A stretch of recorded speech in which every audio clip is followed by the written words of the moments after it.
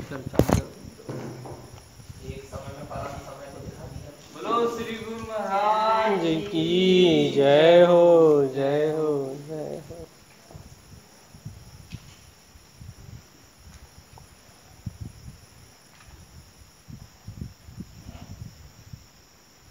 अपनी चर्चा चल रही है अन्यान डिट्ठी नहु पिक्षरी, अन्यान भाव शैल विलयंती, ज्ञान सहाव उवन्नम, अनमोय विमल परजाव नहु पिक्षम। देखो ये जो गाथा है ना, ये समझ लो पूरी जितनी भी तत्वार्थ की साधना है आदि से अंत तक।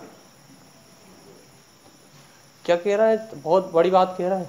ये जो गाथा है ना, जितनी भी तत्वार्थ की साधना है आदि से लेकर अंत तक, सिद्ध सिला तक, उन सबका मूल रहस्य इन गाथाओं में। कौन सा अतिशय है कि इन गाथाओं का वांचन करते समय हम आए, हमें तो खुद अच्छा लग रहा है। आदि पूरी गाथाएं जितनी भी जहाँ से हमने वांचन सुना है, वहाँ से जो 70 कौन से नंबर की गाथा से 80 नंबर की गाथा से असत्यम अनित्यम, बहुत विशेष गाथा है, यानी कि विशेष में विशेष गाथा है। क्योंकि साधक की साधना का जो क्रम है, वो जब भी फिसलता है, वो जब भी मूर्छित होता है, वो जब भी उलझता है, तो पर्याय की सत्यता में उलझता है, परिणमन के भाव में उलझता है।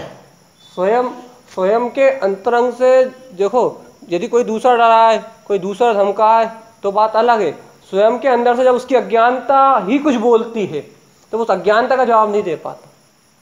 और ये जो गाथाएं गुरु महाराज ने यहाँ कही हैं, तो उन्होंने जीव को अपनी ही उत्पन्न होने वाली समस्त पर्यायों से भिन्न कर दिया। मतलब तू त्रिकाल निरावरण शुद्ध तत्व मात्र है। ये पर्याय रूप जो आवरण है, ये तेरी धोप सत्ता से बाहर है। दोपहर में कहा था ना कि पर्याय ही जीव की सीमा है। क्यों? क्योंकि उस पर्याय को जीव सत्य मान रहा है। और यदि पर्याय की सीमा से यदि जीव कह रहा है कि मैं असीमित हूं, मैं अनंत हूं, तो ये समझो उसने कुछ नहीं किया, उसने कुछ प्राप्त नहीं किया, उसने कुछ प्रकट नहीं करा। ऐसा उसका त्रिकालिक स्वभाव है। बस उसका तो दर्शन मोहांध था, जो उसकी पर्याय रूप धारणा थी, जो पर्याय की मान्यता थी, वो मान्यताएं ध्वस्त हुई है। बस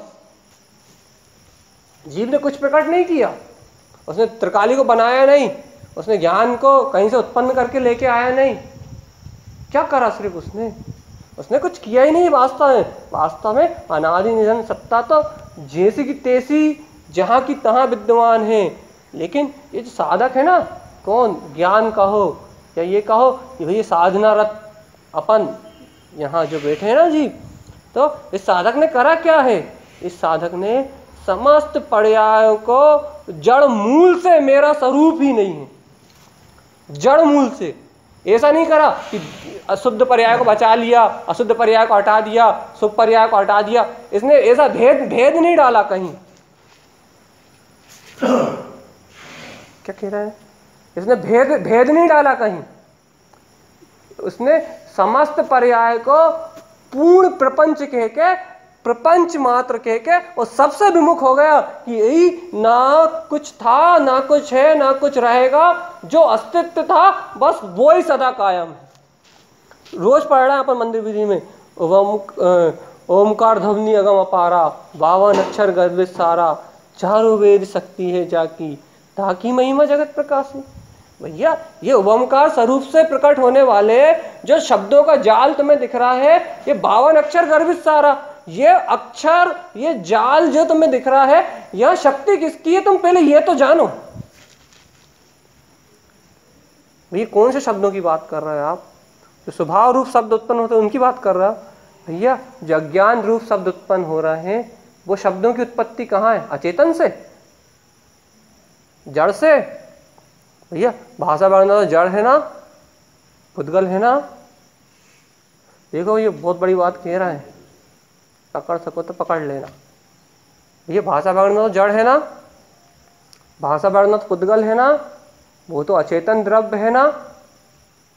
और यहां आप कह रहे हो ओमकार ध्वनि अगम अपारा, 52 अक्षर गर्भित सारा, अर्थात इस ओमकार स्वरूप से ही ये पूरे 52 अक्षरों का जन्म है।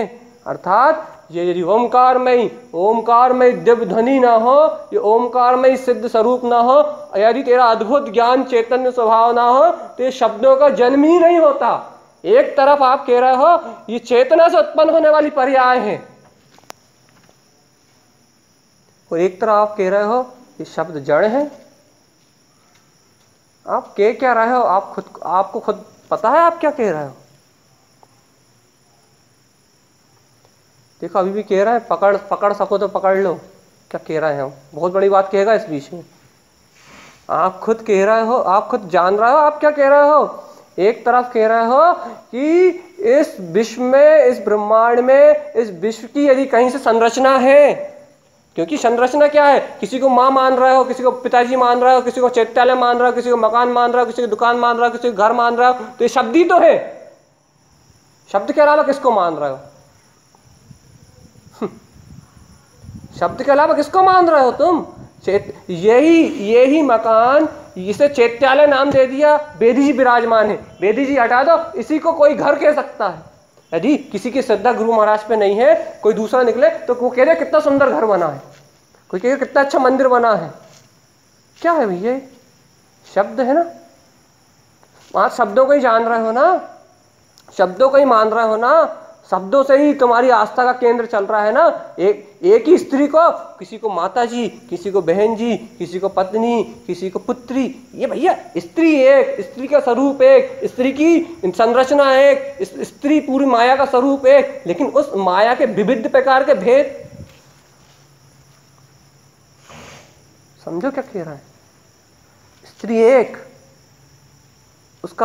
उसकी संरचना एक जैसी, लेकिन एक ही स्त्री में 10 लोगों की अलग अलग मान्यता। ये कैसा माया जाल है? इस माया जाल को तोड़ो।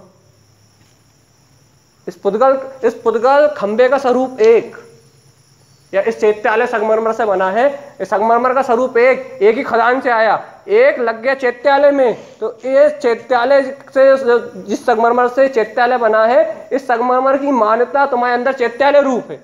और उसी खदान से निकला दूसरा संगमरमर बगल में बना हुआ है, किसी होटल में लगा हुआ है। संगमरमर वही है, निकला खदान से ही है, कलर भी वही है, रंग भी वही है, रूप भी वही है। कहो तो एक ही शिला के 2 भाग करें, वो शिला भी वही थी, उस शिला से एक भाग निकाल के तुमने चैत्यालय में लगा दिया और एक भाग निकाल के होटल में लगा दिया।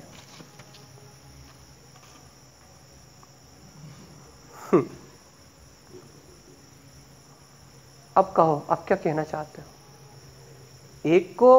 एक होटल है, वहां तुम जाओगे वैष्णव के भोग के लिए, और एक चैत्यालय है, यहाँ आओगे शुभ राग के भोग के लिए, शुभ राग के लिए। लेकिन भैया एक जगह अशुभ का पोषण, एक जगह शुभ का पोषण। तुम ये अशुभ तो छोड़ो, लेकिन इसके पहले एक बात कुछ कह रहा हूं मैं भैया। ये मान्यता करने वाला तो चेतन ही है ना। होटल रूप नाम देने वाला भी चेतन, और चैत्यालय रूप नाम देने वाला भी चेतन। मान तो नाम को ही रहे हो ना, वस्तु को नहीं मान रहे तुम, क्योंकि वो तो पुद्गल द्रव है, अचेतन है, संगमरमर है, इसको नहीं मान रहे तुम। तुम्हारी मानता है संगमरमर की नहीं है, तुम पुद्गल को शुद्ध पुद्गल परमाणु नहीं देख पा रहे।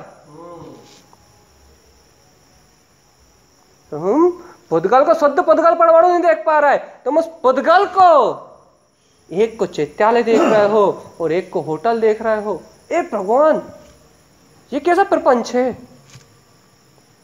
इसी को कहते हैं प्रपंच। हे भगवान, ये कैसा प्रपंच है? ये कैसी माया है? ये भ्रमित कैसी कर रही है? कहो, जो अशुभ है, अशुभ के राग में फंसे जो संसारी हैं, उन्हें होटल में व्यस्त करके रखी है। जो उसके आगे बढ़ने की कोशिश कर रहे हैं, जो धर्म को जानने की कोशिश कर रहे हैं, उसे दूसरी माया ने मूर्छित कर दिया शुभ राग में। और बात ये चल रही है, ओमकार ध्वनि अगम अपारा और बावर अक्षर घर विस्तारा। ये ओमकार घट घट प्रवेशा ध्यावत ब्रह्मा विष्णु ऐसा। ये ओमकार घट घट में है, तुम्हारे निज घट में बसा हुआ है, साक्षात पर ब्रह्म परमात्मा है। ब्रह्मा विष्णु महेश भी यदि किसी का ध्यान करते हैं तो इस ओमकार स्वरूप का, इस ओमकार का, ये ओमकार क्या है? ये 52 अक्षरों का समूह ही तो ओमकार है। अब जब ये 52 अक्षरों का समूह ही ओमकार है तो भैया इसके 2 भेद कैसे कर दिया आपने? कौन से 2 भेद? एक अज्ञान रूप और एक ज्ञान रूप। ये 2 भेद कैसे आए? ये समझ लो बस, ये गाथा सिद्ध हो जाएगी जो मैंने पढ़ी है। 2 भेद कैसे आए? ये भेद ही तो है, भेद ही तो है। एक का भेद आपने ज्ञान रूप डाल दिया, जबकि उत्पत्ति वहीं से है। इस पूरी सृष्टि में, इस पूरे ब्रह्मांड में यदि कोई इस विश्व का रचयिता है, यदि कोई इस विश्व का क्रिएशन करता है, कोई इस विश्व को क्रिएट करता है, कोई इस विश्व का निर्माता है, तो तेरे संसार का निर्माण किसी दूसरे पुद्गल ने, किसी दूसरे जीव ने नहीं किया, तेरी ही मिथ्या मानता है तेरे संसार का निर्माण किया है। तुम ढूंढते हो इस विश्व का रचयिता कौन है, इस ब्रह्मांड का उत्पत्ति करने वाला कौन है, तुम उसकी इस ब्रह्मांड के संरचनाकर्ता को ढूंढते हो ना। तुम तो स्वयं बताओ कि तुम्हारे अलावा और कोई है जो इसकी संरचना कर सकता है? ना कोई ब्रह्मा है, ना कोई विष्णु है, ना कोई महेश है। कपोल कल्पनाओं में कहाँ जी रहा हो चेतन? ओमकार ध्वनि और 52 अक्षर, जितना भी आलाप दिखाई दे रहा है तुम्हें, इसे प्रपंच कहता हूं मैं अपनी भाषा में, गुरु महाराज पर्याय कहते हैं। जितना भी आलाप दिखाई दे रहा है, जितनी भी भ्रांति दिखाई दे रही है, जितना भी माया दिखाई दे रही है, ये जो माया भी उत्पन्न हो रही है ना, ये जो शब्द रूप उत्पन्न हो रहा है ना, ये शब्द भी उस चेतना के अवलंबन से उत्पन्न हो रहे हैं। लेकिन भैया इस चेतना के अवलंबन से मुक्त उत्पन्न हो रहा है, तो ये चेतना मुक्त क्यों नहीं हो रही? यही तो बात है, यही तो कमाल है चेतन, कि ये चेतना के विभाव रूप अवलंबन से जो शब्द उत्पन्न हो रहे हैं, ये जीव उस अशब्द अर्थात उस असत्य की मान्यता अपने अंदर करके बैठा हुआ है,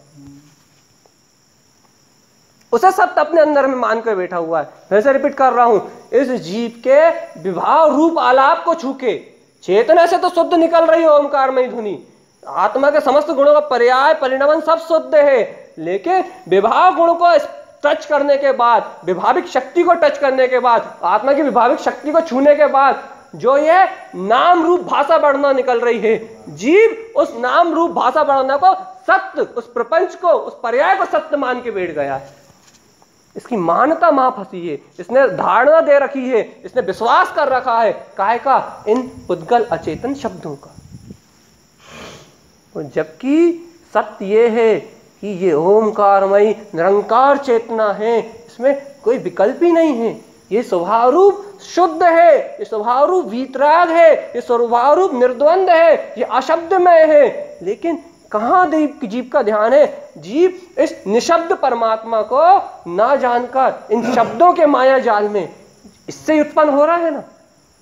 अशब्दमय परमात्मा है, निशब्दमय परमात्मा है, ये इस अशब्दमय निशब्द जो स्वरूप है, ऐसे अपने शुद्ध स्वरूप को ना जानकर ये जो मिथ्या आलाप हो रहा है, लोक रंजनम, परसों की बात में आया था, मिथ्या आलापम, जो मिथ्या आलाप हो रहा है, मिथ्या प्रपंच हो रहा है, इसमें अपनी धारणा को रख के बैठा हुआ है ये जीव। इसका परिणाम है ये चतुर्गति संसार का परिभ्रमण, बाकी कुछ नहीं, कुछ भी नहीं है। भैया ज्ञानी कह रहे हैं भैया कहीं भी कुछ नहीं है, ज्ञानी के मुंह से निकल रहा है कहीं कच्चू नहीं है, कहीं कुछ भी नहीं है, कोई नहीं है, कुछ नहीं है, मैं शांत हूं, मैं शून्य हूं, मैं मौन हूं। क्या वो झूठ कह रहे हैं? प्रभु मुझे तो सब जगह सब कुछ दिखाई दे रहा है, मुझे तो घट घट पे कोई स्त्री दिखाई दे रहा है, कोई पुत्र दिखाई दे रहा है, कहीं परिवार दिखाई दे रहा है, कहीं शुभराग दिखाई दे रहा है, कहीं मंदिर दिखाई दे रहा है, तो कहीं घर दिखाई दे रहा है। मुझे पक पक पे क्या दिखाई दे रहा है? जो तुमने मान रखा है, इस बात को स्वीकार करो, माया है। माया तो माया के स्थान पे है, लेकिन जो तुमने मान रखा है वो तुम्हें दिखाई दे रहा है, जो तुमने नहीं माना वो तुम्हें दिखाई नहीं दे रहा।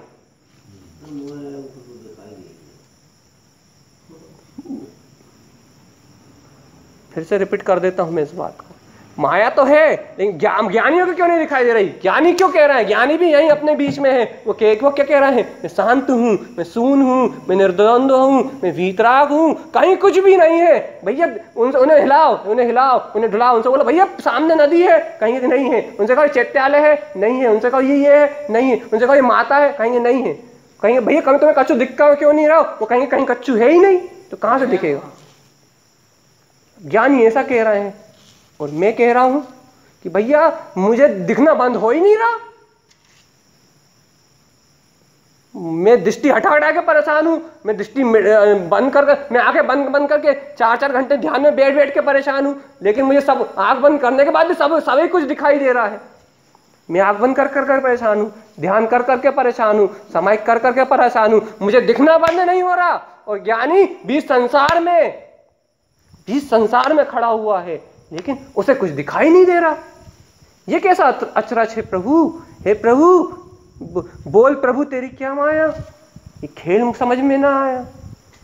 प्रभु ज्ञानी भी यही संसार में मेरे बगल में खड़ा हुआ है, उसे कुछ दिखाई नहीं दे रहा, उसकी आंख खुली हुई है और मैं आंख बंद करके 6-6 घंटे ध्यान में बैठा हूं, मेरी आंखों से कुछ ओझल नहीं हो रहा। ये कैसा अचरज है? ये कैसा अचंभव है? भैया तुम अपने अंदर झांक के तो देखो ये अचंभव कैसा है। तुम अपने अंदर उतर के तो देखो, अपने अंदर झांक के तो देखो कि अचरज पैदा कहां से हो रहा है। यदि अपने अंदर झांक के देखोगे ना, तुमने स्वयं इस प्रपंच को, इस माया को अपनी चेतना की मान्यता रूप शक्ति प्रदान करी है। तुमने इस माया से तथास्तु कहा है। जब तक तुमने इसे अपनी शक्ति दी है तब तक ये प्रपंच रूप तुम्हें दिखेगी। और गुरु महाराज कह रहा है अन्यान दिट्टि न उपेक्षति।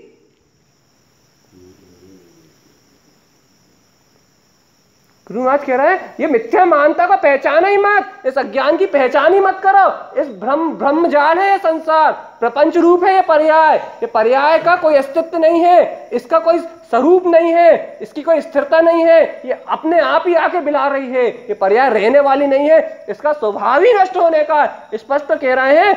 अन्यान भाव शैल विलियंती, स्वयं ही बिला रहे हैं। तुम यदि रोकना भी चाहो अज्ञान भाव को तो वो भाव रुक नहीं रहा।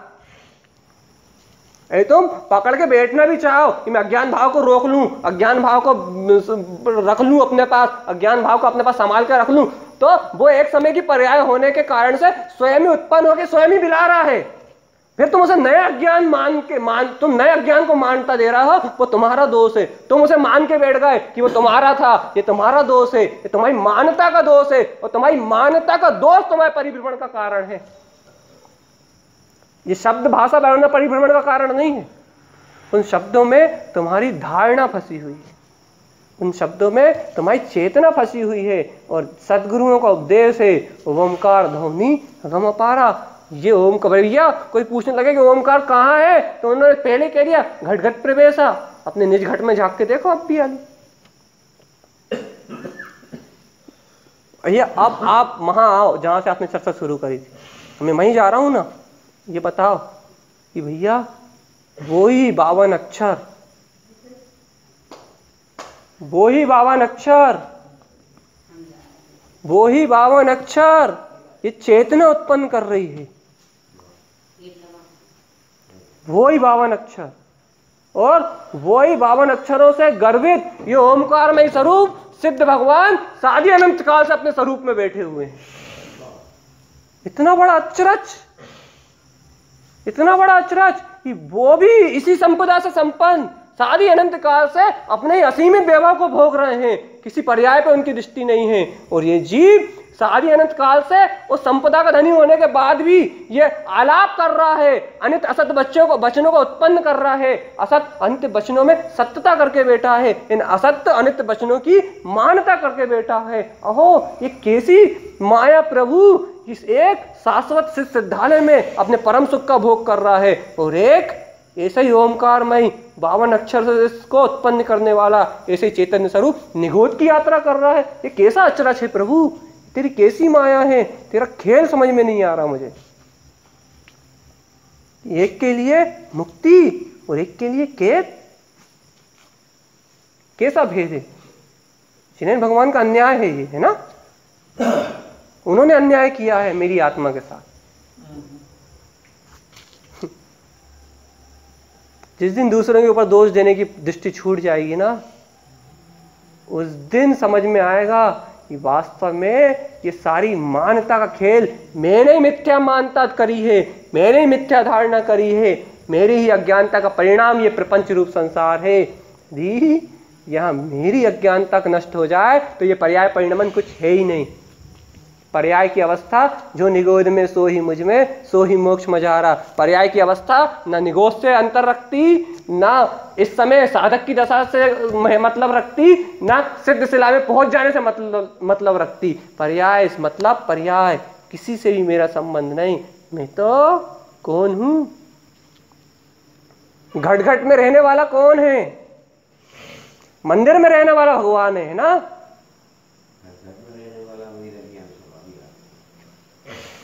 यही बोध तो हो जाए चेतन, सारी झंझट खत्म हो जाए। इतना ही बोध तो करना है बस। वही है भाई, उसके अलावा कुछ है ही नहीं ना। दोनों अवस्था में वो है, एक अवस्था में आप उसे स्वीकार नहीं कर सकते, दोनों अवस्था में वही है। जो चेतना की महिमा है, वो चेतना का ही अस्तित्व है। चाहे तुम विभाव रूप अवस्था में देखो तो भी वही शक्ति है, स्वभाव रूप अवस्था में देखो तो भी वही शक्ति है। शक्ति तो एक है, लेकिन प्रभु तू भक्ति किसकी कर रहा है? कैसे भक्ति कर रहा है? मानता देके। तू एनर्जी, तू शक्ति किसे प्रदान कर रहा है? तू जिसको मानता रूप शक्ति प्रदान करेगा वो तेरे लिए भगवान, वो तेरे लिए ईश्वर, वो तेरे लिए परमात्मा। तो अपनी मानता रूप शक्ति इस चैत्यालय को प्रदान करता है, तो इस बेदी में रखा हुआ शास्त्र तेरे लिए पूजनी, तेरे लिए परमात्मा। क्यों जड़ा चेतन में लोग भगवान ढूंढते हैं? क्यों उन्हें मूर्ति में भगवान दिखाई देता है? क्यों दिखाई देता है? मान्यता दी, अहो ये परमेश्वर है। उन्होंने जिसको अपनी मान्यता दी वो उनके लिए भगवान। अरे लोगों को क्यों लोग धन के पीछे पागल क्यों हैं? मान्यता दी धन उनका नाथ। लोग वैष्णव के पीछे पागल क्यों हैं? महत्व दिया, मान्यता दी तो वो वैष्णव उनकी खुराक। मान्यता का खेल है सारा। मान्यता से ही सब कुछ हो रहा है। और गुरु महाराज कह रहे हैं, बहुत अच्छे से कह रहे हैं और बहुत गहरी बात कह रहे हैं। अन्यान लिट्टी नहु पिच्छति, अन्यान लिट्टी नहु पिच्छति। हे चेतन, ये बात तो सही है कि तू अभी संसार में है और अभी तू आलाप तेरे मुंह से, तेरे वचनों से या तेरे संयोग में आलाप ये असत अनित वस्तुओं का ही हो रहा है। मन वचन में अनादिकृत संस्कार इन शुद्ध अशुद्ध, ये शुभ अशुभ भाव के ही चल रहे हैं। क्यों? क्योंकि अनादि से तेरी चेतना इनके साथ रही है ना, तूने इन्हें सत्य रूप मानता दी है ना, तो आज संयोग तुझे इनका प्राप्त है। आज पर्याय परिणमन रूप संयोग तुझे इन मिथ्या भावों का प्राप्त।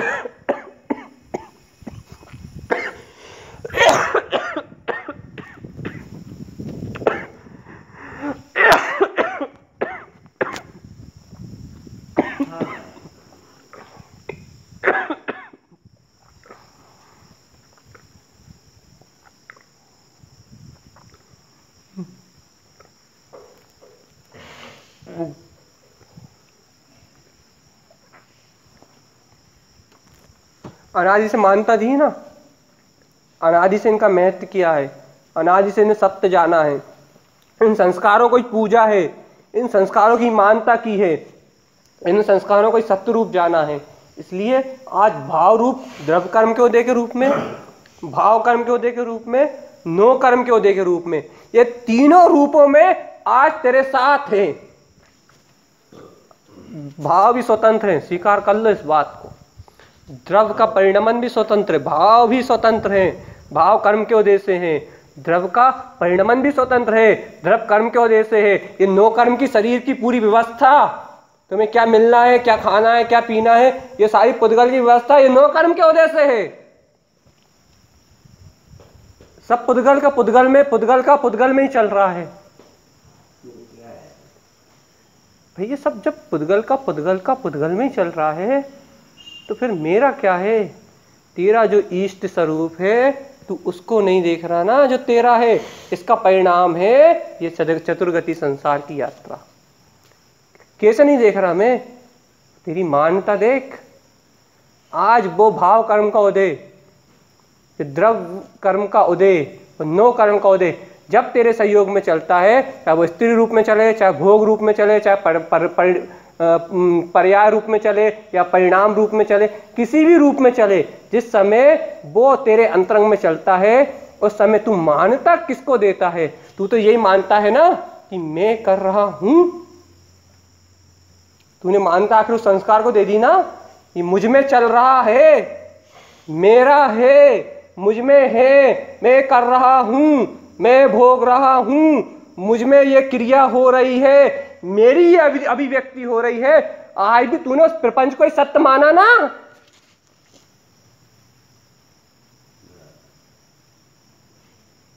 आज भी तूने उस प्रपंच को सत्य कहा ना? जबकि तू जिनेन्द्र भगवान के सिद्धांत को जानता है कि द्रव कर्म स्वतंत्र है, भाव कर्म स्वतंत्र है, 9 कर्म स्वतंत्र है, पुद्गल की सारी व्यवस्थाएं कर्माधीन है। एक समय का मैं न कुछ त्याग कर सकता, एक समय के लिए मैं कुछ ग्रहण नहीं कर सकता। ये अमिट सिद्धांत है जिनेन्द्र भगवान का, जिसे त्रिलोक में कोई नहीं बदल सकता। साक्षात जिनेन्द्र परमात्मा भी जिस सिद्धांत को बदल नहीं सकते। जानता है ना? द्रव कर्म के उदय से तेरी व्यवस्था है। आज तेरे पास उत्कृष्ट जाति का पुण्य है तो आज तू संयमी है, द्रव कर्म का उदय है। लेकिन मान्यता क्या है? व्यवहार की शुभ आचरण को करने वाला मैं। देवेराग भैया ने दोपहर में कहा था, व्यवहार अलग बात है, व्यवहार मिथ्या दर्शन अलग बात है।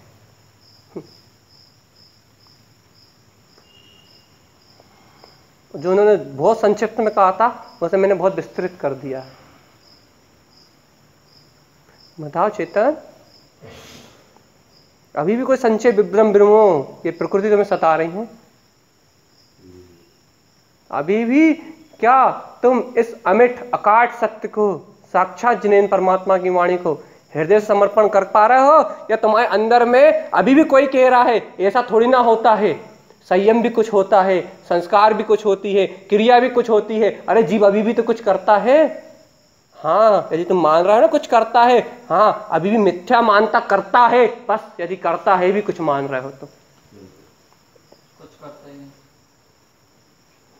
यदि करता है मान रहे हो तो मिथ्या मानता करता है कि इस परिणाम में कहीं मैं हूं, इन परिणामों में कहीं मैं हूं, इन भाव में कहीं मैं हूं, इन अभी इस अभिव्यक्ति में मैं कहीं हूं, इस चर्चा में मैं कहीं हूं। यदि मुझे ऐसा महसूस भी हो रहा है तो मैं मिथ्या दर्शन का पोषण कर रहा हूं।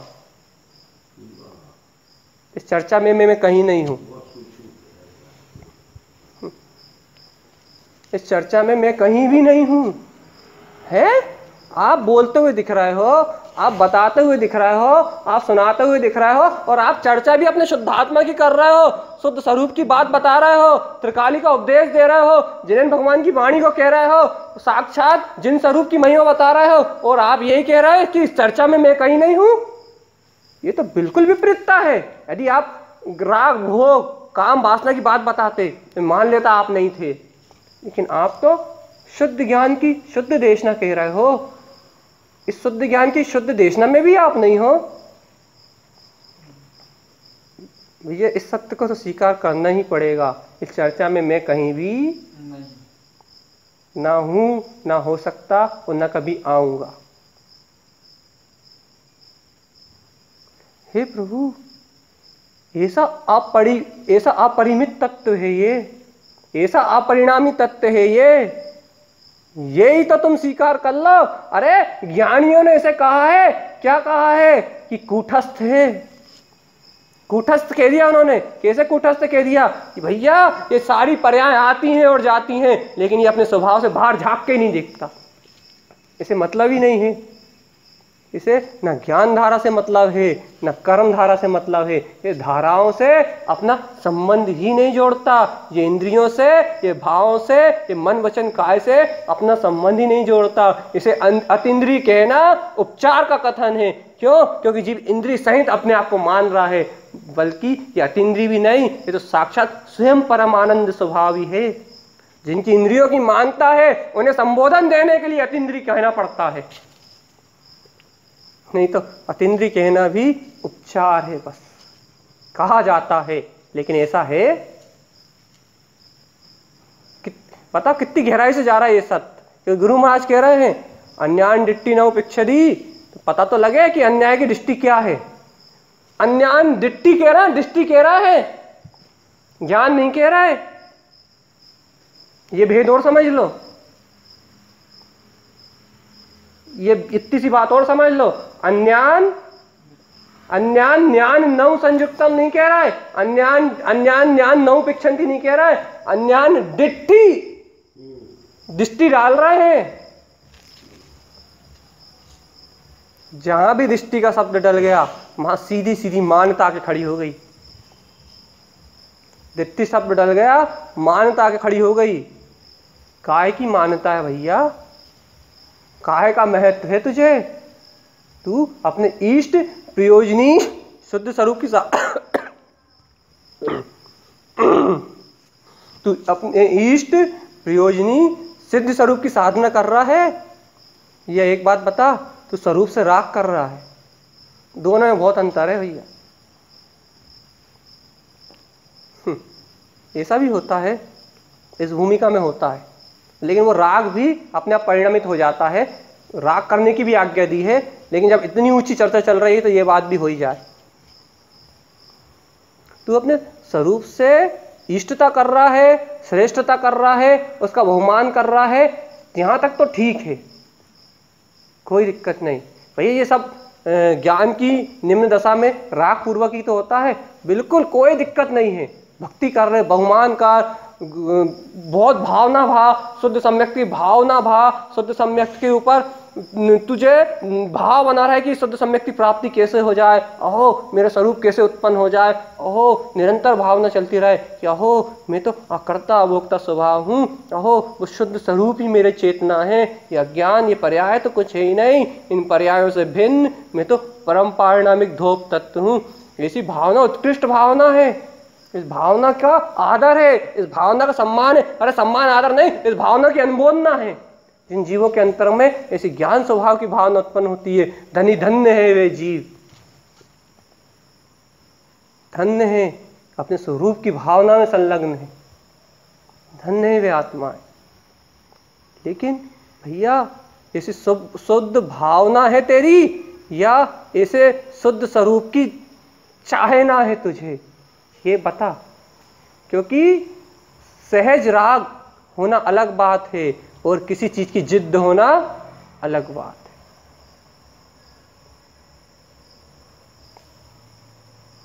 बताओ भैया, सहज राग होना अलग चीज है और तीव्र राग होना अलग चीज है। और यहां बात चल रही है अवृत सम्यक दृष्टि की, तो उसकी एक चौकड़ी कसाय तो नष्ट हो गई, तो उसे अनंत अनुबंधी तीव्र राग तो हो ही नहीं सकता। एक और अच्छा अचरज की बात एक और ये भी है, अनंतानुबंधी कसाय तो से हो ही नहीं सकती। भैया क्या सिद्ध करना चाह रहा है आप इतनी चर्चा करके? मैं सिर्फ इतनी सी बात को सिद्ध करना चाह रहा हूं, अन्यान डिट्ठी नहु पिक्षदी, ये क्या है? बस इतनी सी गाथा पे चर्चा हो रही है, सिर्फ इतनी सी कि अन्यान डिट्ठी नहु पिक्षदी। भैया ये ज्ञान में ऐसा कैसा कमाल उत्पन्न हुआ, ये ज्ञान में ऐसी कैसी शक्ति उत्पन्न हुई, ये ज्ञान में ऐसा कैसा श्रद्धान प्रस्फुटित हुआ कि इस ज्ञान ने अज्ञान की ओर देखना ही बंद कर दिया। ये बात पकड़ने लो, ये बात तुम्हें, यदि इस चर्चा को सुनने बैठे हो, यदि बैठे ही हो तो यदि कुछ ग्रहण ही करने के ही बैठे हो, कुछ लक्ष्य बना के ही बैठे हो, कुछ शुद्ध तत्व को ग्रहण करने की भावना ही बना के बैठे हो, तो तुम्हारी दृष्टि में यह बात पिंच होना चाहिए कि वास्तव में अज्ञान दिट्टी नौ पिक्चरी, ऐसा कौन सा अति से बरस रहा है प्रभु उस ज्ञान में। अहो प्रभु, उस ज्ञान में ऐसी कौन सी उत्कृष्ट भावना चल रही है, उस ज्ञान में ऐसी कौन सी उत्कृष्ट रुचि चल रही है, उस ज्ञान में ऐसी कैसी उत्कृष्ट जिज्ञासा है। अहो वो ज्ञान कैसा अपने स्वरूप की अनुमोदना कर रहा है, अहो वो ज्ञान कैसे अपने स्वरूप से लगा हुआ है कि उसे नौ पिक्चरी अज्ञान पहचान में ही नहीं आ रहा। कैसा ज्ञान है वो, उस ज्ञान की खोज तो करो अपने अंदर में जाके कि मेरे पास नहीं है। फिर से बोलूं कि भैया जो ज्ञान ऐसी उत्कृष्ट भावना से संयुक्त है, जो ज्ञान ऐसी जिज्ञासा के भाव से संयुक्त है स्वरूप की, जिस ज्ञान में स्वरूप की रुचि लगी है, जो ज्ञान अपने स्वरूप को ही अपने स्वरूप की ही छटपटाहट में लगा हुआ है, जिस ज्ञान में एकमात्र शुद्ध स्वरूप की ही अनुमोदना चल रही है। ए प्रभु, यह कैसा अद्भुत ज्ञान है जिस ज्ञान में अपने स्वरूप की इतनी अनुमोदना है, इतनी सहजता है, इतनी सरलता है कि वो ज्ञान अपने समरस स्वभाव के भावना के रस में, रुचि के रस में, अनुमोदना के रस में, जिज्ञासा के रस में, प्यास के रस में इतना तल्लीन है कि उस ज्ञान की दृष्टि अज्ञान जनित पर्याय पे जा ही नहीं रही। और प्रभु जब ऐसा ज्ञान है, जब ऐसा ज्ञान उत्पन्न हो सकता है, इस भूमिका में ऐसे ज्ञान की उत्पत्ति है, तो प्रभु मेरे ज्ञान में ये अचरज क्यों उत्पन्न नहीं हो रहा? ये दूसरे की चर्चा नहीं है भैया। जब ऐसा अचरज उत्पन्न होता है, जब ऐसा अचरज प्रकट होता है, जब ऐसा अचरज उत्पन्न हो ही रहा है, ज्ञानियों को हो ही चुका है, गुरु महाराज कह ही रहे हैं, तो भैया ऐसा अचरज मेरे ज्ञान में क्यों नहीं है? साधक को तो ये प्रश्न आएगा ही, यदि साधक है तो, क्योंकि ज्ञान का संबोधन है, ज्ञान की बात है, ज्ञान को आगे बढ़ने का मार्ग बताया जा रहा है। यदि ज्ञान वास्तव में साधक है तो, यहाँ साधक बन के बैठा है तो साधना करना भी यदि किसी चाह रहा है, ऐसा ही में भावना है शुद्ध तत्वार्थ की साधना की, शुद्ध सम्यक की ज्योति प्रकाशित करने की, इस संसार से मुक्त होने की, ये सच्ची भावना है, शुद्ध साधना है उस साधक की, तो ये पॉइंट सुनते से ही छटपटा जाएगी उसकी आत्मा। क्यों छटपटा जाएगी? क्योंकि उसे ये दशा दिख रही है ना भैया सामने, ये गुरु महाराज अज्ञान डिट्ठी नौ पिच्छदी। आपके ज्ञान में, आपकी साधना में, इसी भूमिका में, जिस भूमिका बैठ के मैं सुन रहा हूं, इस आवृत्ति श्रावक की भूमिका में ही आपको अज्ञान दिखना बंद हो गया अचानक, और मैं अज्ञान से दृष्टि हटाने के लिए ही परेशान हो रहा हूं। ऐसा क्यों? आपकी साधना मेरी साधना में इतना डिफरेंस क्यों? मारो खींच के अपने अंदर जोर से इस प्रश्न को, अपने ज्ञान को हिलाओ, अपने ज्ञान को झंझोड़ो, उसको, उसे उठाओ, उसे जगाओ, उससे पूछो कि हे ज्ञान, तेरे में और ज्ञानी के स्वभाव में इतना अंतर क्यों? तू क्यों इन अनित असत वस्तुओं की भावना में लगा रहता है? तुझे क्यों स्त्री पुत्र परिवार के भाव आते रहते हैं? तुझे क्यों समाज संप्रदाय के भाव आते रहते हैं? क्यों तू पुद्गल की समाज में लगा है? तुझे दूसरों के कल्याण का भाव क्यों आता है? तुझे जब मालूम है कि सारी पुद्गल की व्यवस्था क्रमबद्ध है, प्रत्येक जीव अपने उपादान से जागता है, प्रत्येक जीव का परिणाम अपने कर्माधीन होता है, जब तू इतने ब्रॉड सत्य को जानता है तो फिर तेरी भावना पर के लिए क्यों है? तेरी भावना में तेरा शुद्ध तत्व कहाँ है? तेरी भावना में तेरी शुद्ध सम्यक की भावना कहाँ है? तेरी रुचि में तेरा शुद्धात्मा कहाँ है? तेरी जिज्ञासा में तेरा स्वयं का सिद्ध स्वरूप कहाँ है? तेरी अनुमोदना में तेरी अनादि अनंत ब्रह्म सत्ता कहाँ है? तेरा अनंत शुद्ध स्वभाव कहाँ है? क्या तू ज्ञान नहीं है? क्या तू साधक नहीं है? तो यदि तू है, विराग भैया ने दोपहर में कहा था, ज्ञान बन के बैठो, साधक बन के बैठो, तू ज्ञान है,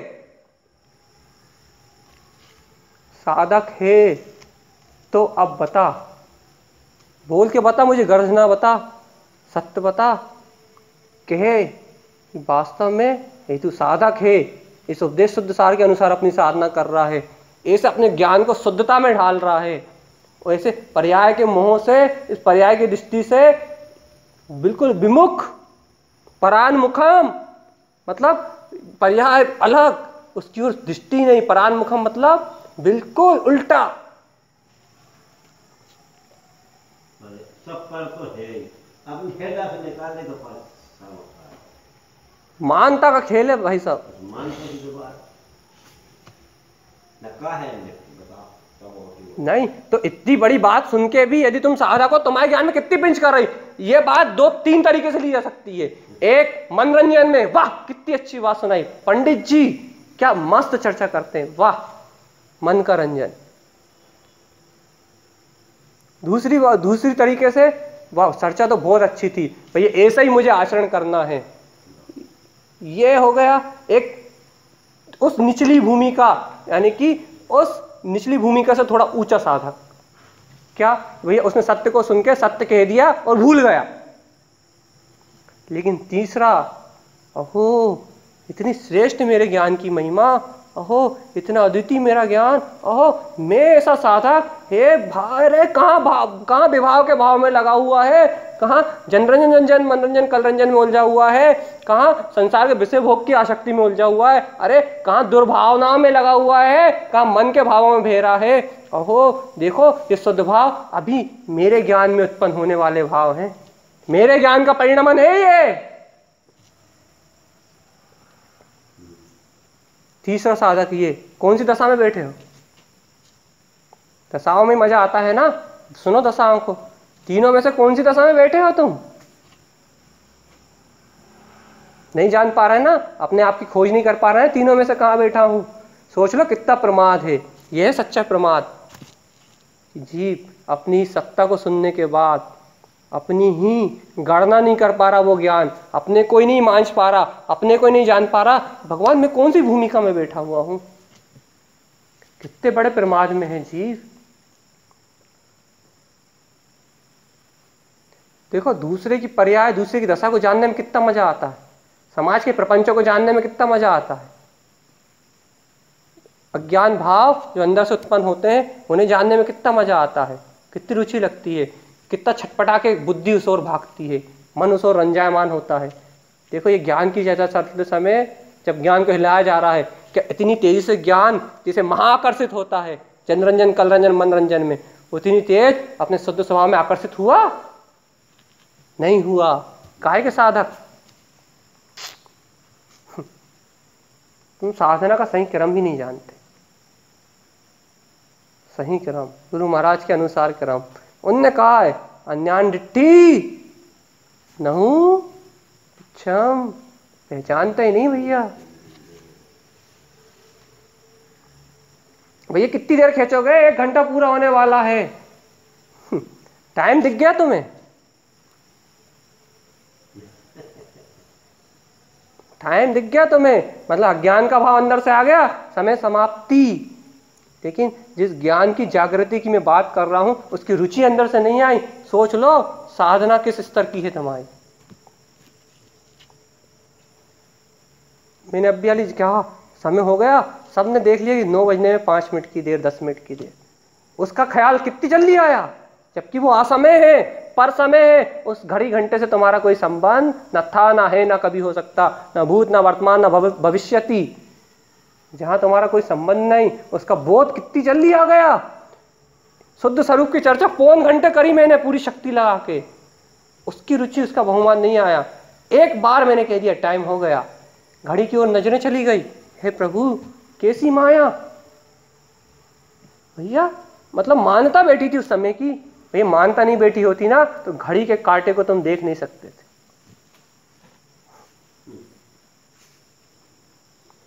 बहुत सूक्ष्म है दत्ता, इतनी सहजता से सुन रहा हो ना, वास्तव में कह रहे हैं इतनी सहजता सुनना भी संभव नहीं है। भैया आप इतनी आराम से कैसे बोल रहे हो? मैं इसलिए बोल रहा हूं क्योंकि गुरु महाराज की जो अद्भुत श्रद्धा है मेरे पास, वो श्रद्धा सारा रहस्य अपने आप खोल देती है। वो श्रद्धा मुझे अपने आप ही सब बता देती है। बताओ तुम्हारी मानता कहाँ है, तुम अपनी बताओ, मेरी चिंता मत करो, मुझे देख के अचरज मत करो कि मैं कहाँ से बोल रहा हूँ। तुम्हारी दृष्टि अज्ञान पे है। मैं नहीं बोल रहा, साक्षात तुम्हारा उपादान तुम्हारे अंदर से बोल रहा है। एक द्रव दूसरे द्रव को ना सुना सकता, ना समझा सकता, ना निर्माण करा सकता। जब भी बोलता है मेरा उपादान बोलता है, मेरे उपादान से आवाज निकलती है, कहाँ जाती है? मेरे उपादान से निकल के मेरे ज्ञान में जाती है। जब भी साधक सुनता है, जब भी ज्ञान सुनता है, तो अपनी अंतरात्मा की आवाज सुनता है, किसी पंडित को नहीं सुनता, किसी प्रवचनकर्ता को नहीं सुनता।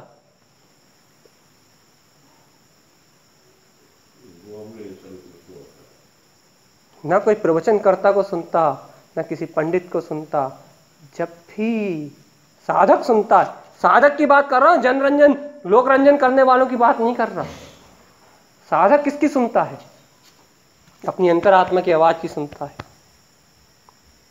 अपनी उपादान चेतना की आवाज को सुनता है, अपने परमात्मा की आवाज को सुनता है। ज्ञान अपनी वीतराग सत्ता की आवाज को सुनता है। वो नहीं सुनता किसी पंडित, किसी भैया जी, किसी को नहीं सुनता, वो अमित ममित को नहीं सुनता वो। लेकिन तुम अमित को सुन रहे हो तो तुम साधक ही नहीं हो।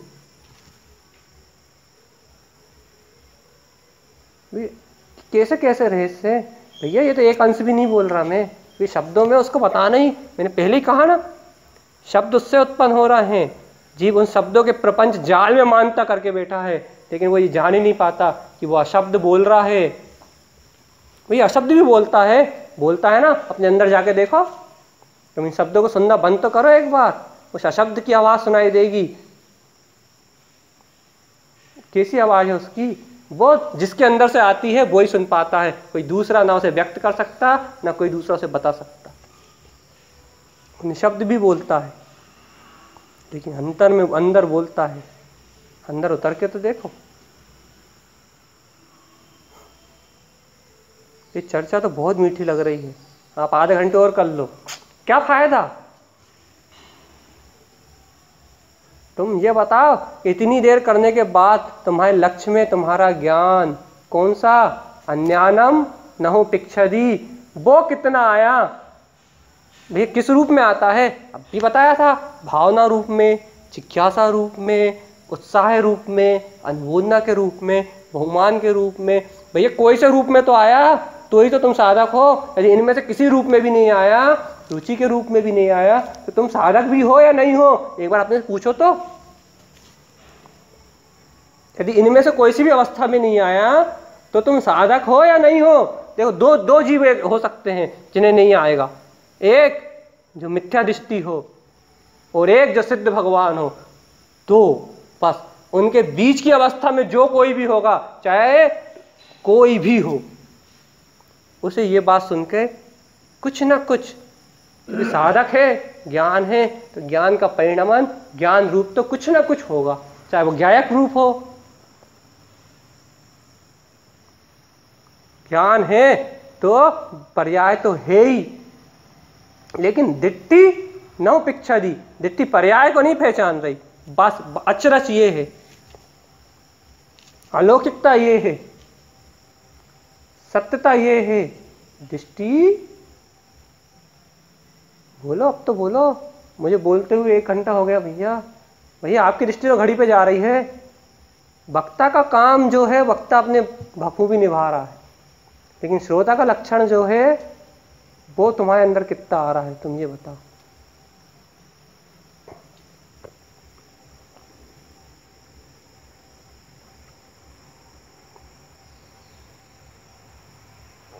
ये क्या करें? मैं पूछ रहा हूं कि वर्तमान में इस साधक का साधना मार्ग जो चल रहा है, वो साधना मार्ग कहाँ चल रहा है भैया? क्या वो साधना पर्याय में चलती है, प्रपंच में चलती है, शुभ अशुभ भाव में चलती है, लोक रंजन में चलती है? नहीं चलती तो फिर तुम क्यों चल रहे हो? वही बात आ गई, संसार विमणम बीज संयुक्तम। यदि ये सब चल रहा है, साधक मत मानना अपने आप को, संसार का बीज बो रहे हो। फिर साधक को क्या चलता है? मैं कितने बार बताऊं, अब तुम बताओ क्या चलता है जरा। 3 बार तो बता ही चुका हूं, बताना। नहीं, किस रूप में? भावना, रुचि, मान्यता, मैंपना, कि मैं हूं अष्टकर्म मुक्तम, चल रहा है ये साधक की बात है भैया, सिद्ध परमात्मा की बात नहीं है। यहां जो दृष्टि स्वभाव पे चली गई उसकी बात नहीं है, जो ज्ञान परोन्मुख हो रहा है, जो पर्याय में बह रहा है, उस ज्ञान को कहा जा रहा है अन्यानम नवडिठम। इस ज्ञान का ही स्वभाव है, ये अज्ञान को नहीं देखता।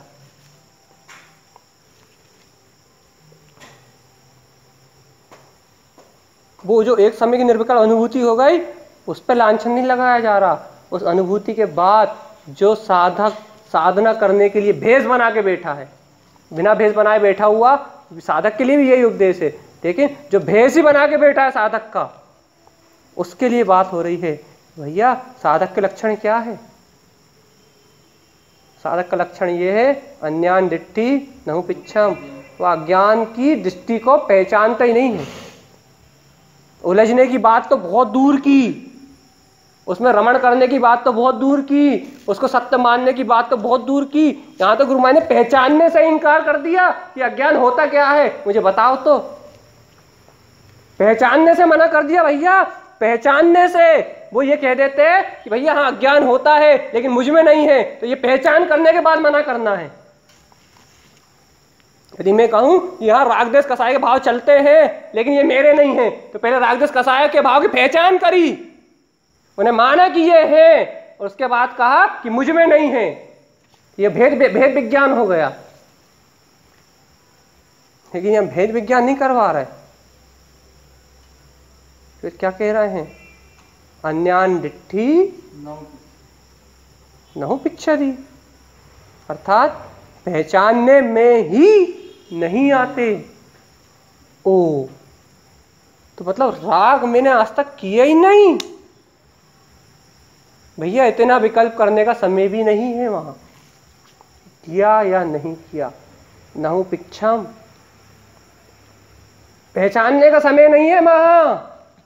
तो वहां है क्या? वहां ज्ञान का परिणामान, चाहे भावना के रूप में हो, चाहे जिज्ञासा के रूप में हो, चाहे अनुमोदना के रूप में हो, जैसे भी हो, अपने ज्ञान स्वभाव की ओर है। अब तुम बताओ तुम्हारा किस ओर है, ऊर्ध्वोन्मुखी या अधोन्मुखी? भैया मुझसे इससे नीचे लेवल पर चर्चा नहीं होती। आप ये बताओ कहां हो?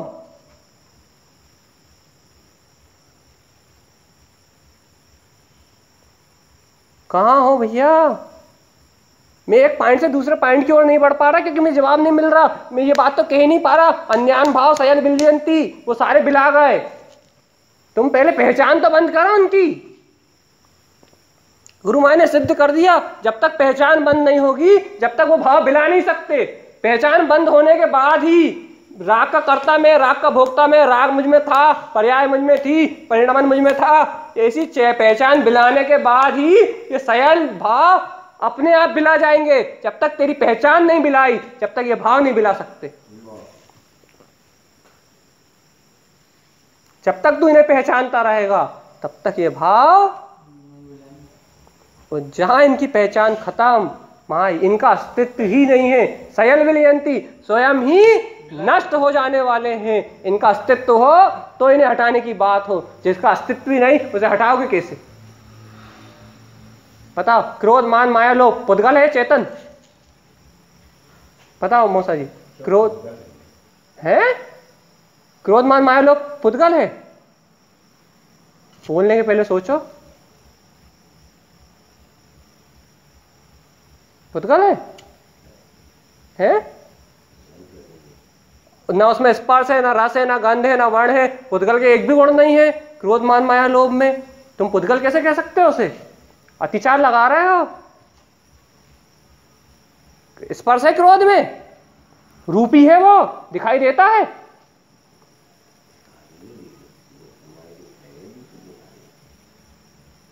पुद्गल भी नहीं है तो भैया चेतन तो होंगे ना, आत्मा के गुण भी नहीं है तो भैया बीच में कहां से आए?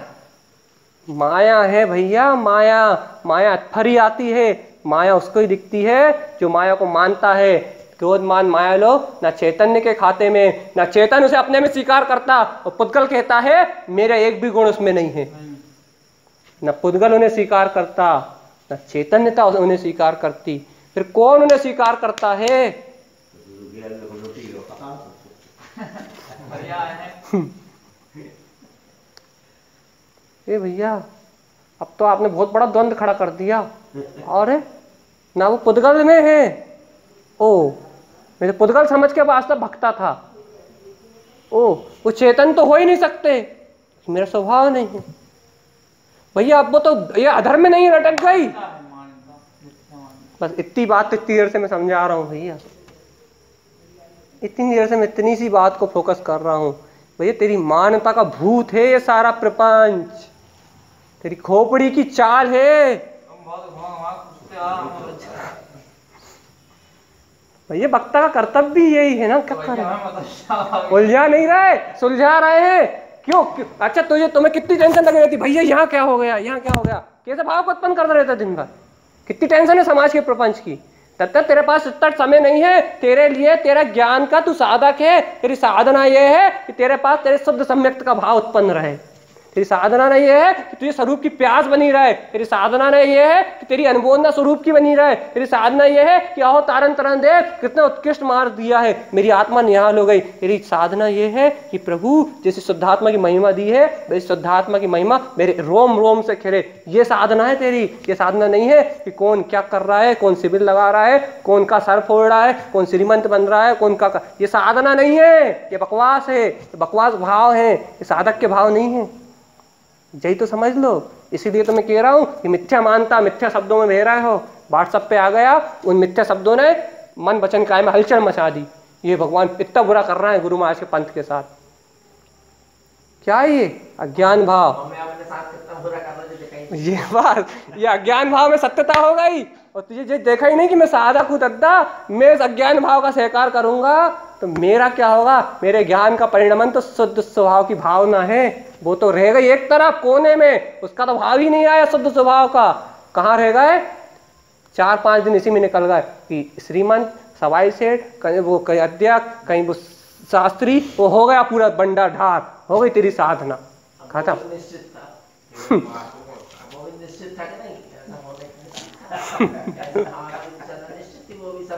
लेकिन भैया यहाँ निश्चित वाली, यहाँ साधक की बात चल रही है वैराग भैया। मैं तो कह रहा हूँ जो साधक बन के बैठा है, जो ज्ञान, उस ज्ञान से बात कर रहा हूँ मैं त्रिकाल शुद्ध। मैंने पहले कह दिया मैं उससे बात नहीं कर रहा जो सिद्ध सिद्धालय में जो दृष्टि स्वभाव में है, मैं उससे बात नहीं कर रहा। मैं उससे बात नहीं कर रहा जो मिथ्या दृष्टि है, जो स्वभाव को जानता ही नहीं। इन दोनों से तो मैं बात ही नहीं कर रहा। पहले कैसे स्पष्ट कर चुका था मैं कि इन दो से तो मैं बात ही नहीं कर रहा, क्योंकि शुद्ध दृष्टि से बात करने की मेरी औकात नहीं, और मिथ्या दृष्टि को समझाने से कोई लाभ नहीं। शुद्ध दृष्टि से बात कर सकूं इतनी मेरी औकात नहीं, और मिथ्या दृष्टि को समझा सकूं उससे कोई लाभ नहीं। फिर क्या बीच में जो ज्ञान साधना करने के जुनून में बैठा है ना, मैं तो उससे बात कर रहा हूं। कहाँ है तेरा जुनून? पहले क्लियर कर चुका था मैं कि मैं तो सिर्फ उससे बात करूंगा साधना करने के लक्ष्य को बना के बैठा है। मैं तो जुनून को देखूंगा कि वास्तव में श्री गुरु का जो खून दौड़ता था, शुद्धम शुद्धम अयम आत्म तत्वम अप्पा परम तुल्यम च मानम मान लोकांतम ध्रुवम विश्व मानो स्वयं प्रभु, ऐसा खून तुम्हारी रगों में दौड़ता है या नहीं दौड़ता? इस खून से मिलान करो गुरु महाराज के। वो ही ब्लड चाहिए जो वहां दौड़ता था, वैसा का वैसा शुद्ध मानता, तृण संकल्प, अकाट शक्ति, कोई नहीं हिला पाए जिस ज्ञान को। ऐसा साधक चाहिए, पत्थर फोड़। आ जाओ, कितने आ रहे हो? सारे सारे ब्रह्मांड में जितने कर्म सब एक साथ भी आ जाओ तो मेरी सत्ता को हिलाने की सामर्थ्य तुम में नहीं। इतनी छाती जिसकी इतनी कठोर इतनी कर रही हो कि पूरे विश्व में सारे कर्मों को एक साथ चैलेंज कर दे। आ जाओ, कितने हो एक साथ? तुम तो एक एक से घबरा जाते हो, एक एक भाव से डर जाते हो। ज्ञानी तो चैलेंज करता है कि आ जाओ, संपूर्ण ब्रह्मांड में जितने भी हो सब आ जाओ, मुझे मेरी सत्ता से हिलाने की सामर्थ्य किसी पुद्गल परमाणु में नहीं है। खुला चैलेंज करता है। लेकिन कौन? ये बातें बहुत ऊंची हैं, सत्य इतना ऊंचा ही है कि तुम साधना करने बैठे हो। साधना बिना सत्य के नहीं होती। सत्य पूर्ण ही होता है, पूर्णता से ही कहने में आता है, पूर्णता से ही बताया जाता है। अपनी पात्रता अनुसार ज्ञान ग्रहण करता है। तुम्हारी पात्रता कितनी है और तुम कितना ग्रहण कर रहे हो, ये मेरा विषय नहीं, ये तुम्हारा विषय है। मैं कहने के बाद मैं इस सत्य में कितना दृढ़ हूं, ये मेरा विषय है। मैं अपने विषय में तल्लीन हूँ, मैं अपने होमवर्क में कंप्लीट हूँ। मुझे मालूम है मेरा होमवर्क क्या है, लेकिन क्या तुम्हें मालूम है तुम्हारा होमवर्क क्या है? अरे तुम तो द्रव कर्म, भाव कर्म, नो कर्म को देख के मेरी पहचान करते हो। मेरी नहीं, अपनी खुद की बात कर रहा हूं। मेरे को पहचानने की बात नहीं कर रहा, अपने खुद को पहचानने की। दूसरों को भी उससे पहचानते हो, लेकिन तुम अपने आप को भी उससे ही पहचानते हो। साधक, तुम द्रव कर्म, भाव कर्म, नो कर्म से दूसरों को तो पहचानते ही हो, लेकिन खुद को भी उससे ही पहचानते हो। इसका ही नाम है मिथ्या मानता।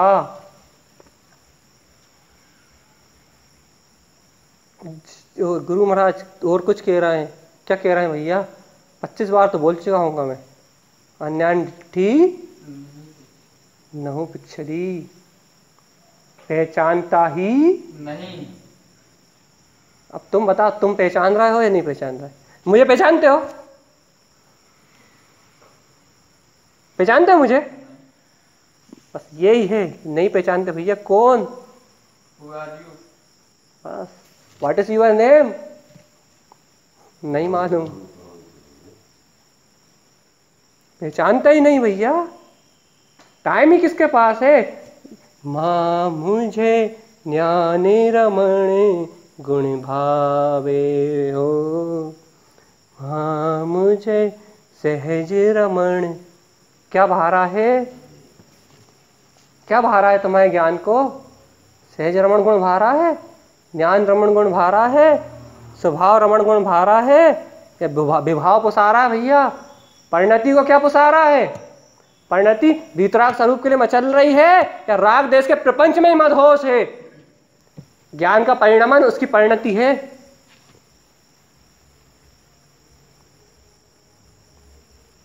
परिणति राग देश पुसारा है, उसे राग देश में बहना पुसारा है, या फिर गुरु महाराज कह रहे हैं ज्ञान रमण गुण भावे रे। देख लो भैया, अचरज मत करो, अनबोध ना करो। अचरज तो अज्ञानी बैठ के भी कर सकता है। आहो कितनी ऊंची बात है, और कितनी शुद्ध देशना है।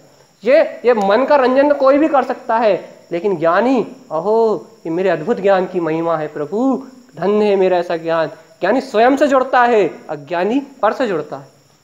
तुम स्वयं से जुड़ रहे हो या मुझसे जुड़ रहे हो, ये बताओ बस। ज्ञानी स्वयं से जुड़ता है, ज्ञान स्वभाव से जुड़ता है, और अज्ञानी वक्ता से जुड़ता है। जो वक्ता से जुड़ता है वो पर का आश्रय लेने वाला पर्याय में परिभ्रमण करता रहेगा, और जो स्व से जुड़ जाता है उसे पर अवलंबन की आवश्यकता ही नहीं रहती, शेष ही नहीं है वहां। भैया बहुत लंबी चर्चा करते हो आप। अकेले कितना पेट्रोल डाल के आते हो अपनी गाड़ी में, बहुत लंबी खिंचती है। परिणाम नहीं ऐसा है मेरा, कर्मोदय ऐसा है, मैं क्या करूं? कर्मोदय की व्यवस्था स्वतंत्र सुनिश्चित है। ओ मतलब ये कर्मोदय से बाहर निकल रही है भैया। मेरी क्या, साक्षात तीर्थंकर की भी वाणी जो भव्य जीवों को सुनने मिलती है वो कर्मोदय से ही निकलती है। लेकिन जो निरंकारमय शुद्ध देशना प्रति समय जीव के अंतरंग से ओमकार स्वरूप बहती है, वो निर्द्वंद है, वो निर्वाध है, उसे पुण्य पाप से कोई फर्क नहीं पड़ता। तो भैया जो भव्य जीवों के कानों तक जा रही है वो पुण्य का उदय। यहाँ भी जो खिर रही है ना शब्द, वो पुण्य भाषा वर्णा का परिणमन है। ओ कनी कर्म की व्यवस्था है यथार्थ 100% सत्य। फिर इसमें मेरा क्या है? इस वाणी में तुम्हारा कुछ नहीं, लेकिन ये वाणी तुम्हारे उपादान के रूप में तुमने अपनी आत्मा की चेतना के रूप में स्वीकार की, यानी तुमने अपनी आत्मा की आवाज जान के इसको सुना, तो ये वाणी मेरी है ही नहीं, ये वाणी तो तुम्हारी अंतरात्मा से निकल रही है। मैंने कहा था ना, दोनों स्थिति ओमकार से उत्पन्न हो रही है। पावन अक्षर अज्ञान रूप परिणमन भी उससे उत्पन्न हो रहा है, शुद्ध चेतना भी उस ओमकार स्वरूप से उत्पन्न हो रही है। लेकिन तू उस छल को ग्रहण कर रहा है जो प्रपंच रूप है, तो तेरी मानता मिथ्या। लेकिन यदि तू उस छल को छोड़ के उसमें से जो शुद्धम शुद्धम आनंदम परमानंदम, अहो मेरा चैतन्य स्वभाव, यदि सत्य को ग्रहण कर रहा है, तो अहो बलहारी तेरे उपादान की, तेरे अंदर शुद्ध भाव का जागरण है।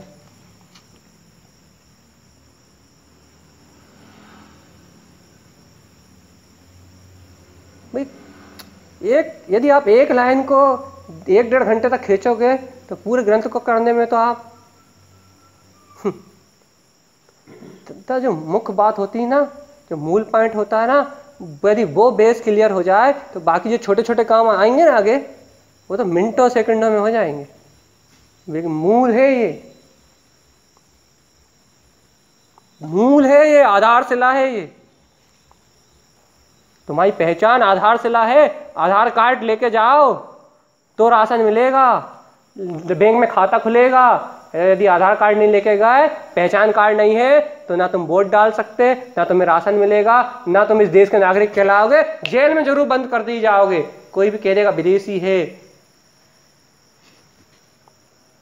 आतंकवादी, कुछ भी कहा जा सकता है। क्यों? क्योंकि तुम्हारे पास तुम्हारी पहचान। गुरु महाराज यही कह रहा है भैया,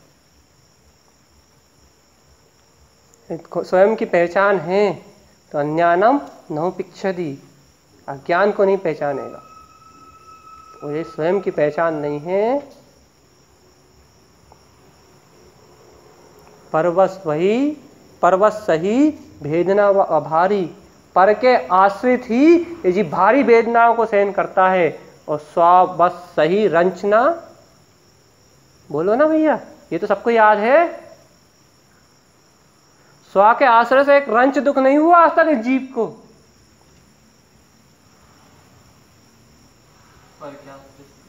पर के आश्रय से दुख होता है, जब भी होता है। ए भगवान, इतना बड़ा सत्य, ओहो कैसी को बुद्धि चल रही है फिर जो सत्य को नहीं पी पा रही। बस भैया वही तो गुरु महाराज कह रहे हैं, अन्यान नवपिक्षति, उसको बुद्धि को मत पहचानो। अब भी हाली सयल परिणाम बिलियंती, जितने भी अशुद्ध परिणाम आ रहा है ना, वो सब फटाफट फटाफट फटाफट फटाफट बिला जाएंगे और यहाँ शुद्ध स्वभाव का भाव उत्पन्न हो जाएगा। ज्ञानम ज्ञान वंदनम। अब समझे इस गाथा का रहस्य? अब भाई कि सुबह दोपहर में इतना भजन क्यों दे रहा था मैं कि अनमोय विमल पर जाओ नहु पिक्षम, क्यों इस बात को इतना महत्वपूर्ण कर रहा था? क्यों? क्योंकि ज्ञान स्वभाव की उत्पन्न होने की बात है, ज्ञान स्वभाव की अनुबोधना, ज्ञान स्वभाव की भावना की बात है। पर्याय उत्पन्न हो गई, ऐसी कोई बात नहीं है कि ज्ञान के सामने स्वभाव की भावना चल रही है, ऐसी पर्याय उत्पन्न हो गई, ऐसी बात नहीं है भैया। तो फिर बात क्या है? बात यह है ज्ञान का परिणमन ज्ञान रूप है, ज्ञानम ज्ञान उद्गमनम, ज्ञान का परिणमन ज्ञान रूप है, ज्ञान का परिणमन अज्ञान रूप नहीं होता। ज्ञान मतलब साधक, साधक का परिणमन, साधक का परिणाम, साधक की साधना ज्ञान स्वभाव रूप उत्पन्न होती है। साधक की साधना अज्ञान भाव रूप, राग देश भाव रूप, शुभ भाव रूप, अशुभ भाव रूप नहीं होती। कब इस सिद्धांत को अपने आत्मा में लागू करोगे? कब इस मान्यता को अपने हृदय में स्थान दोगे? कब तक प्रपंच रूप शब्दों को मान्यता देते रहोगे? भैया बहुत लंबी हो गई भैया, मैं भी 2 मिनट में समेट रहा हूँ क्योंकि पूरी गाथा कर चुका हूँ जितने मुझे करनी थी। अन्यानम डिट्टी नहुपिक्षति, भैया नहीं पहचानेंगे तो क्या मिलेगा गुरु महाराज? अज्ञान भाव सयल मिलयंती। यदि नहीं पहचानोगे तो अज्ञान के जितने भी भाव हैं सब बिला जाएंगे। गुरु महाराज जब अज्ञान भाव बिला जाएंगे तो साधक के हृदय में क्या रहेगा?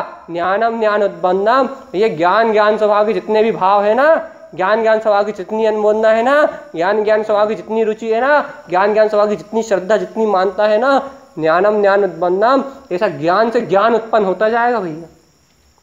ऐसा नहीं है कि शुद्ध स्वरूप की भावना के लिए रहेगी, कुछ समय भावना रहेगी, कुछ समय बाद जिज्ञासा हो जाएगी, कुछ समय बाद प्यास हो जाएगी, कुछ समय बाद वो रुचि रूप परिणमित हो जाएगी, कुछ समय बाद वो ज्ञान में अनमोल रूप चलने लगेगी, कुछ समय बाद बहुमान रूप चलने लगेगी। लेकिन ज्ञान की पर्याय ज्ञान रूप रहेगी, अज्ञान रूप। यह साधक की साधना। ज्ञानम ज्ञानम ज्ञान उपन्नम, और कहाँ गई गाथा, ज्ञानम ज्ञानम ज्ञान उपन्नम ज्ञानम समयम च परजाव नहु पिक्षम। इसे अनंत ज्ञान स्वभाव समय स्व समय में अज्ञान की कोई पहचान नहीं भैया। मतलब अज्ञान, यहाँ गुरुआ ने डबल से अज्ञानम नहु पिक्षम क्यों कहा भैया? मैं ये नहीं कह रहा कि तुम ज्ञान की शुद्ध भाव को उत्पन्न करो, मैं ये कह रहा हूँ ज्ञान स्वभाव के साधक के पास अज्ञान रूप पर्याय रहती ही नहीं है। मतलब वो ये ज्ञान रूप जो भावना चल रही है ना स्वभाव की, वह भावना को सत्य नहीं मानता, फिर किसको सत्य मानता है? ज्ञानम संयम। इसका अर्थ मैं दोपहर में बहुत अच्छे से कर चुका हूँ, ज्ञानम संयम, संयम का बहुत अच्छे से। जो अखंड ज्ञानमय ज्योति है वो मुख्य रहती है, जो ज्ञान उत्पन्न हो रहा है ना वो मुख्य नहीं रहता। दृष्टि समय सार तत्व पे होती है, शुद्ध तत्व पे होती है, लेकिन ज्ञान में भावना स्वभाव की उत्पन्न होती है, विभाव की उत्पन्न। ये प्रमाण है अपनी साधना के मिलान करने के लिए। अब तुम्हारा कितना मिलान हो रहा है तुम बताओ? प्रमाण है ये। इसे यदि आप इस गाथा को चाहते हो ना, तो ये गाथा मापदंड का कांटा है, लीटर है, तराजू है, बाट है, जो मानना चाहते हो मान लो। अब इस गाथा के इस तराजू में तुम अपने आप को कितना तोल पाए। अप्पा परमप तुल्यम च विकल्प चित्त न क्रियते। आत्मा ही परमात्मा है, ऐसा निर्भय होकर जानो। विकल्प चित्त न क्रियते, इतना सा विकल्प मत करो अपने चित्त में कि भगवान ये सत्य भी है या असत्य भी है।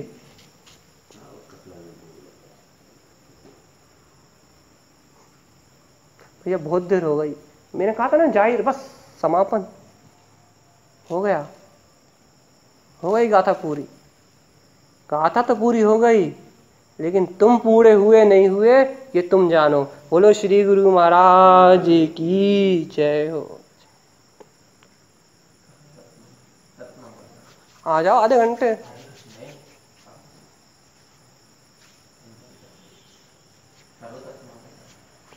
तत्वं च नन्दयानन्दमौ चेयनिनन्दशा हरमितात् पदविन्दपौ नमियो सिद्ध सुभा गुरु वेश गोपति रोई गोपति ज्ञान सहका कारणी तरणी समर्थ मुनि दूर संसार निवा धम्म जोता जिनवर हम हर थति अर्थ जो भय विनाश भवजू मुना ममल ज्ञान पर गो।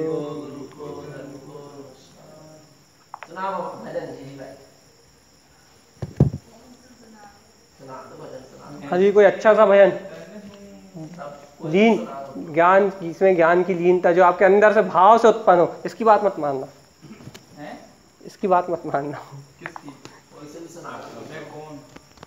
पर्याय